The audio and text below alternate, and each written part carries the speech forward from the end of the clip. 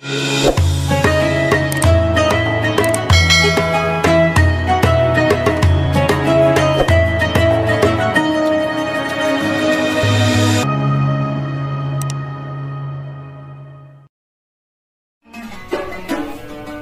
kita perlu berlomba-lomba dalam kebaikan? Paling tidak ada beberapa alasan.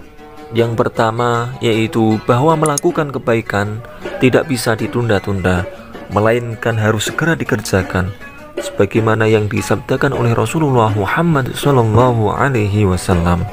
Khairun nas anfa'uhum linnas.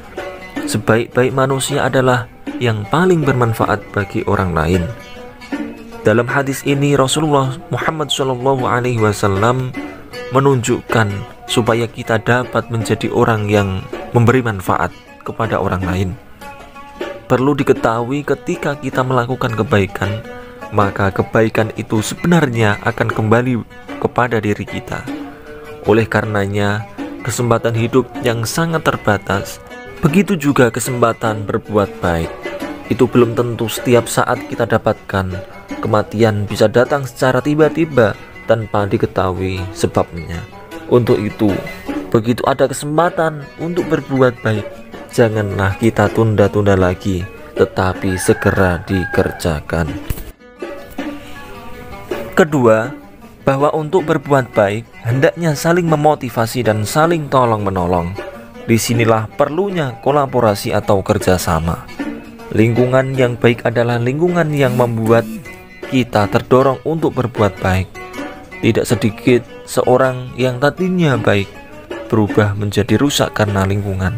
Lingkungan yang saling mendukung kebaikan akan tercipta kebiasaan berbuat baik secara istiqomah atau konsisten. Ketiga, bahwa kesigapan melakukan kebaikan harus didukung dengan kesungguhan. Allah Subhanahu wa Ta'ala berfirman, "Wa ta'awanu 'alal birri wat taqwa wa la ta'awanu 'alal ismi wal 'udwan." Dan tolong menolonglah kamu dalam mengerjakan kebajikan dan takwa, dan jangan tolong menolong dalam berbuat dosa dan permusuhan. Surah Al-Maidah ayat 2. Langkah awal untuk menciptakan lingkungan yang baik adalah dengan memulai dari diri sendiri, dari yang terkecil dan dari sekarang. Mengapa? Sebab inilah jalan terbaik dan praktis untuk memperbaiki sebuah bangsa.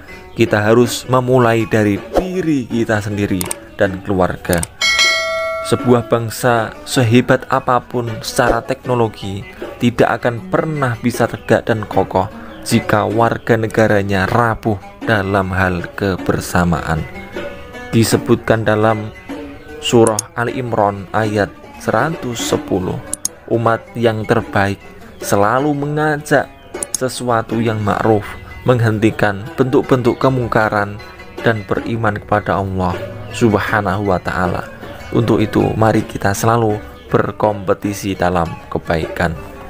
Allah Subhanahu wa Ta'ala berfirman dalam surah Ali Imran ayat 110. A'udzu billahi minasy syaithanir rajim. Bismillahirrahmanirrahim. Kuntum khayra ummatin ukhrijat lin-nasi ta'muruna bil ma'ruf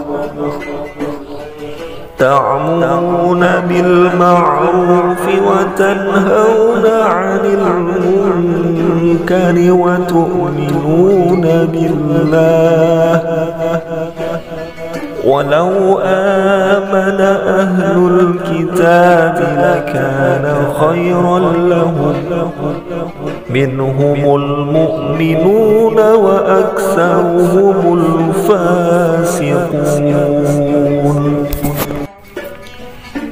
Yang artinya, kalian adalah umat yang terbaik, dimunculkan untuk manusia dengan menyuruh kemakrufan kepada mereka, menghentikan kemungkaran kepada mereka, dan kamu beriman kepada Allah.